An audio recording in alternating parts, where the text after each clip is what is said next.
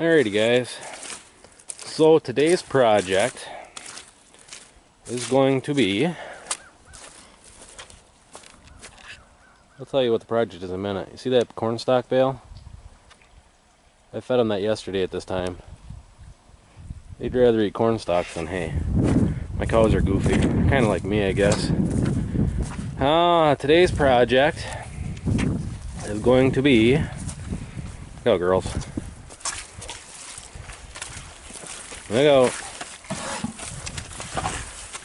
go. On this side over here, as you can see, that's my mineral feeder. Nothing but cheap around here. As you can see right now, my fence around my supposed dry lot, which as you can see is not very dry, is powered off of there, which I have mentioned in an earlier video that this is the end of the line after it goes around this whole main farm, which my main farm is 82 acres. The problem with that is, like right now, there's about 6 branches laying on the fence along there, which are still wet, which means that they will short out the fence, which isn't anything too major. This still has juice in it, it's just it's not reading as high as I'd like for this being an area the cows are going to be in the fall and the spring when it's muddy, and in the spring the ground could still be froze, and frozen ground does not always carry a very good current or isn't a very good ground. So I want to fence this so it has more juice all the time, and I'm going to hook it up so this is fed off of this end, and then my underground wire that goes underneath my polywire gate over there is going to get disconnected, so there's one less spot for the fence to short out underground, and then this will have really good current along here. But what we're going to do, I gotta go grab a couple more T-posts too and put it along here, but I haven't got too carried away with this end of the deal because I still want to get this all cleaned up out here and extend this all the way over. Basically take this fence and go straight over to that side of the brush, and then come back along where the cow lane is, and I'm going to move that brush in here.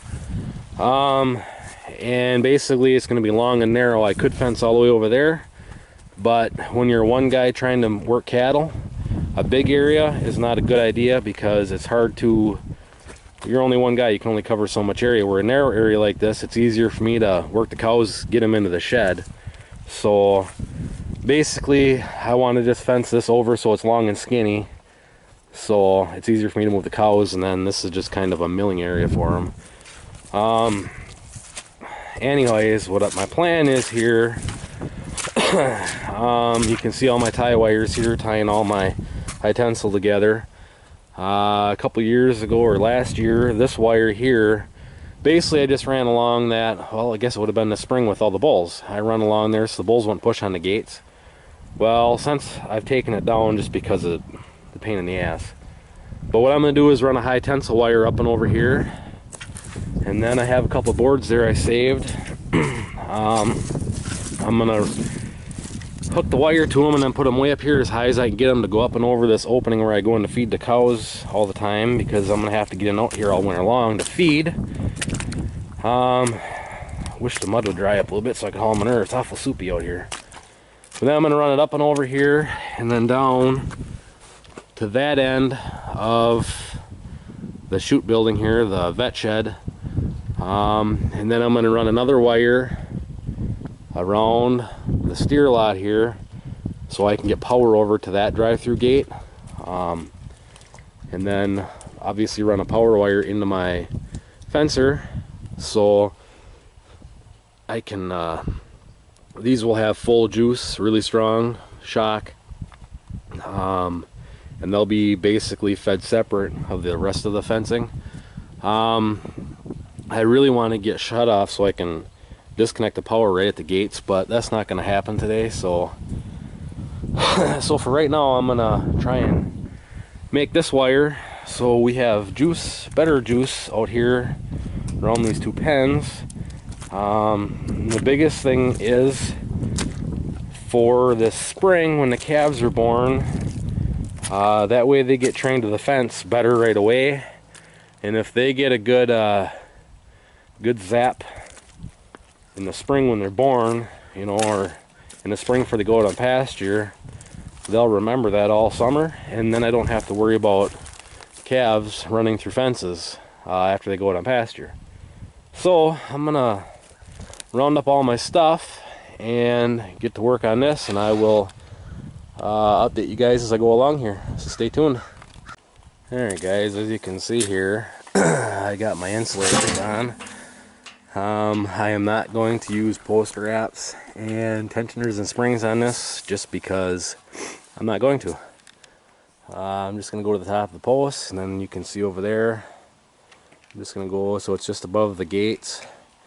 And I'm going to run up along there. I've got insulators on the side of the shed, and then you can see that 2x6 laying over there at an angle.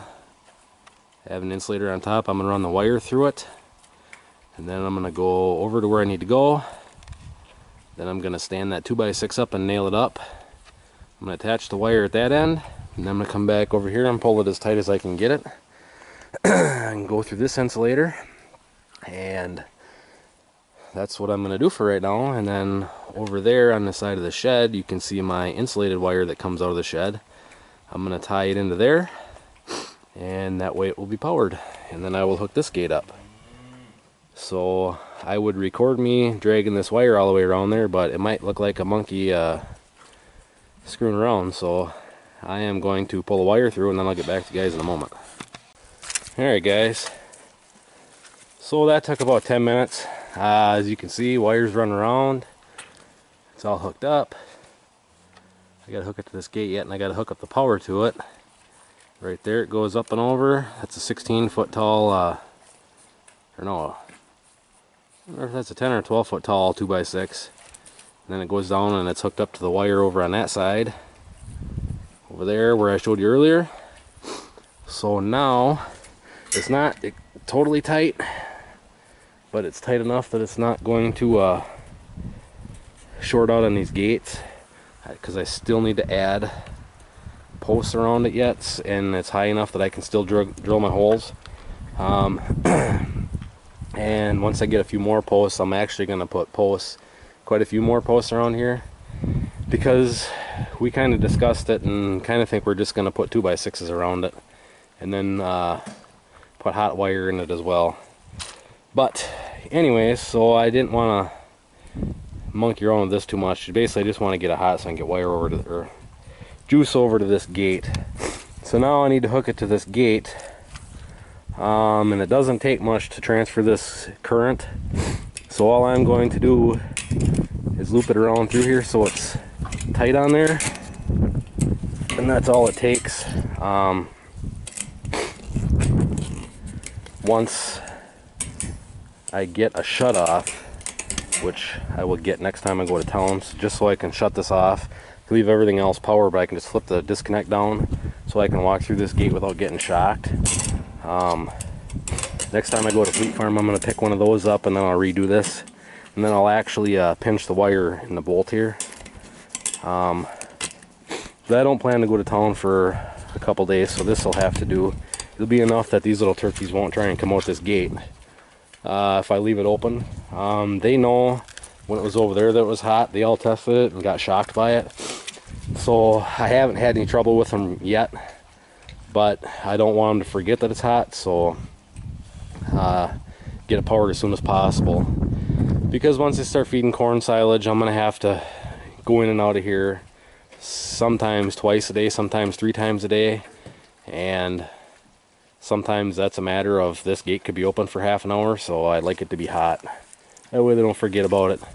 I was going to start feeding corn silage today, but it's still, I mean, it's got to be almost 40 right now. Everything is mud. So I haven't started feeding corn silage yet. But you can see in their bunk, there's mineral in there they're licking on, and there's a salt block. I normally have their mineral in that tub, but it is full of water and manure, so I dumped it all out, and I'm just going to feed them in there for right now. And I want to build another one like what I have for the cows on a spreader tire, so that I can just move around. So I just put their mineral in there for right now. If it keeps raining or whatever, that mineral is going to end up down in the manure, but that's fine. There's a lot of minerals that's in that mineral for my calves that my soil needs anyways. So anyways, guys, this is hooked up now temporarily, so I just need to go over there and hook that wire up coming out of the shed, and we'll have juice all the way around it, and then go disconnect that over there. So I'll be right back with you. I'm gonna round my stuff up and we'll go hook that wire up quick. Alright guys, I probably just could have kept recording. It only took about 10 seconds to get over here. Got the tension, or the crimp tool, wire cutter. You can see I have one of these, because we're going to go over top of a wire that's already here. And I'm probably going to do it right down in here so I can get to it if I have to, instead of trying to work over my head. See if I can't set you up somewhere back here to kind of see what I'm doing. I don't know if you all see from up there or not. I think you can see right there. Pretty tall post, but I think you'll see. So, first I need to cut this wire. And I always tend to cut wires a little bit long so there's extra in case something breaks or whatever. And then just strip some of this insulation off.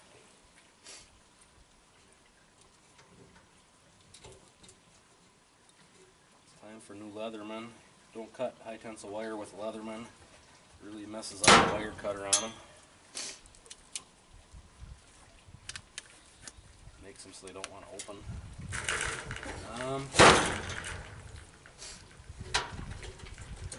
Then stick that wire through there.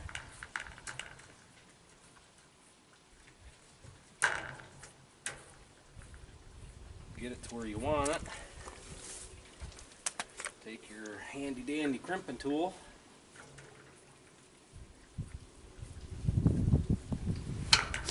Crimp it down tight so you got a good solid connection. There you have it. No twisted wires, no loose connections to lose voltage in. There it is. Nice tight connection. So now I can go turn the fencer back on and this project will be done. One thing I'm going to show you guys, Fleet Farm has switched over to this pin lock insulator. Don't buy them. Half of them, the pin's not even long enough to go all the way through. They're frickin' junk. Now I'm going to have to go find a nail or something to stick in them to hold them in there. But yeah, I need to get these two posts set in the ground yet. You can see right where that one's going to go. But I think what I'm going to end up doing is going down and getting more posts to put in between each of these, and I'll have to get a couple more for here. Space them out about every 6 foot. Those ones there, them are 10-foot gates, so that'll actually be spread out about 5. And who knows, maybe I won't even have to. Maybe I just put 2x6s on them, leave those posts away there, being it's going to have hot wire inside it. There won't really be anybody pushing on it. But that'll be a spring thing. It's not going to happen right now. And I might just do it over to here because this section, I'm going to have to take these gates back down. So a cement truck can get in here. Like I say, I'm going to pour a pad. This gate right here is 12 foot from that post. And I don't know if I'm going to go 12 foot or if I'm going to come over 14, but I'm going to go all the way down the length of it and make this this cement for the steers wider. So there's more cement for them, and then eventually I want to do the inside of the shed, and I don't know if I leave that a gate right there. I'll do lumber all the way around to there, but then leave that 12-foot gate and this gate. I can open up that gate, and a cement truck should be able to still get in here. And then we'll probably pour cement in sections all the way down. We'll probably go like the first one, then skip the second, do the third, skip the fourth, do the fifth. That we only have to set up forms for those ones. And then after that cement cures for a day or two, I can take the forms back off and then just use the concrete that was poured the day or two before, you know, and pour cement in between them. But I'm kind of thinking we're probably just going to leave the cattle here and when we can afford it, add 60 feet onto the machine shed for more machine storage. So kicked around ideas of moving stuff around, and I just, with the way my vet shed there is set up for sorting cattle and everything back out, I guess we're just going to leave it the way it is. So but I do want to get, depending on how much money there is, it'd be nice to at least get the first 3 sections done this year, because you can see that concrete is all heaved up from the pigs. I'd like to get this done so I can use the first 2 to 3 sections to raise pigs in again, but then I'm just going to build some temporary gates, almost like corral panel gates, but I'm going to build some gates out of 2x2 square tubing and hog panels that I can stand up out here. I'm going to try and build them freestanding, but I'm going to chain them to the shed and then to each other, and then that way I can just make a hog pen out here, be all on concrete, raise the pigs as soon as they're done, come on, chain them from each other, grab them with a skid loader, set them aside, then I'll be ready for cattle again. So anyways, guys, that's not really what the video is about. So we got this hooked up, ready to rock and roll. Turn the fence on after I close this gate. Let's do it snap because it'll probably hit the gate. Maybe it's over far enough. But as you can see, this is my tool. This is the toolbox that used to be on my 4020, or this isn't the one. I had one identical to it. That's what I had on my 4020 on the loader frame. That I had a toolbox that I carried with me. But when I sold the 4440, I kept the toolbox off of him. So that's the toolbox that sits on the floor in the 6400. I'm gonna go to John Deere and get the top tray for it and a couple mounts so I can mount one on the 64 and the 4020, and I'm gonna cut that other frame back off that I had this panel box on. But anyhow, that's what she's looking like, and that is high enough that I could get the 4020 underneath that. Even after I put the cab on it and get them underneath that wire there, and have plenty of room to spare. So I was going to put 2 2x6s going up and go that route, but this way will be better, because when I'm working cattle, sometimes I climb over top of those gates and stuff there, and that way I have more room above my head. I don't have to worry about hitting it. So yeah, anyways, guys, thanks for watching. Comment, rate, subscribe, stay tuned for more, and I'll catch you on the next one.